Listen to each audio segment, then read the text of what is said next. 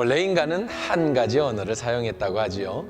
근데 교만한 인간이 하나님에게까지 올라가겠다고 바벨탑을 쌓다가 언어가 달라져서 오늘날 전 세계에 흩어져 살게 되었습니다.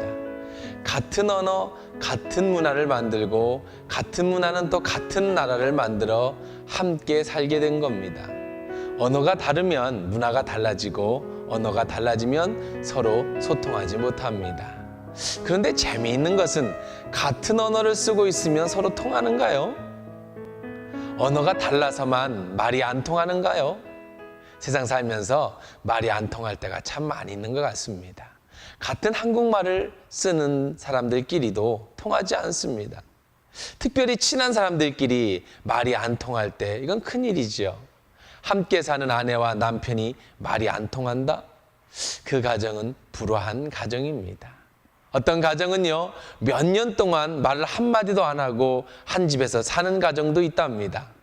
어떻게 의사소통을 하는가 봤더니 적어서 써서 한대요. 어느 부부가 부부싸움을 했습니다. 남편과 아내가 말이 안 통합니다. 그렇게 며칠을 말을 안 하고 그렇게 살았는데 처음에는 편했습니다. 잔소리를 안 해서 좋고 안 들어서 좋고요. 그런데 며칠 있으니 남편이 내일 중요한 출장을 가게 되었습니다. 그래서 일찍 일어나서 아내가 밥을 차려주어야 하고 아내가 일찍 깨워주어 밥을 먹고 가야 했다는 거죠. 그래서 종이에다 적었습니다. 내일 나 아침 일찍 중요한 출장이 있으니까 새벽 5시에 꼭 깨워줘. 그리고 아침 챙겨줘. 그렇게 적어서 아내에게 보여주었습니다. 아내는 분명히 보았고 그것을 확인했습니다. 그리고 잠이 들었어요. 그런데 아침에 기분이 이상해서 일어나 보니까 새벽 7시가 아닙니까? 큰일 났습니다. 화가 난 남편이 말 안 하는 것 이런 거 소용없죠. 회사에서 잘리게 생겼습니다. 그래서 소리를 버럭 질렀습니다. 이 사람아, 이번 출장이 얼마나 중요한지 알아? 이제 회사에서 잘리게 생겼어.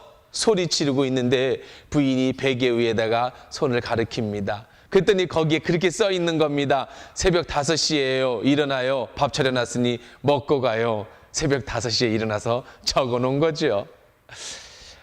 그런 부부간에 자녀간에 말이 안 통하는 그런 가정 참 어렵습니다. 천국이 돼야 될 가정이 지옥이 되는 거죠.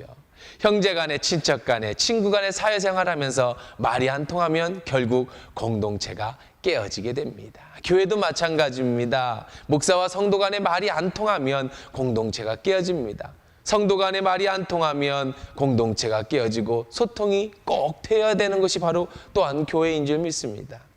그러면 어떻게 해야 소통할 수 있을까요? 짧은 시간에 심리학적으로, 철학적으로, 교육학적으로 다 말씀드릴 수 없겠지요. 그런데 확실한 한 가지 방법을 말씀드리겠습니다. 고린도후서 13장 3절에 보면 주 예수 그리스도의 은혜와 하나님의 사랑과 성령의 교통하심이 너희와 함께 있을지어다, 이런 말씀이 있습니다. 늘 우리가 듣는 축도의 말씀이죠. 우리의 힘으로 힘든 소통은 성령의 도우심을 구하시면 됩니다. 그분이 소통해 주십니다. 성령이 교통해 주신다라고 말씀하십니다. 교통이라는 구성원 혹은 성도 간에 서로가 막힘없는 관계, 성령께서 구성원들 간에 서로 연합할 수 있도록 움직여 주시는 것을 말하고 있는 것이지요.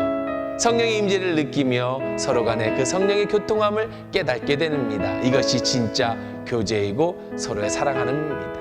요즘 여러 사람과의 관계가 복잡한가요? 해결할 수 없는 문제로 머리가 아픕니까? 성령님께 구하십시오. 그분이 소통해 주실 것입니다. 그분께서 구해 보십시오. 내 힘으로 할 수 없는 그 일을 성령님께서 해 주실 것입니다.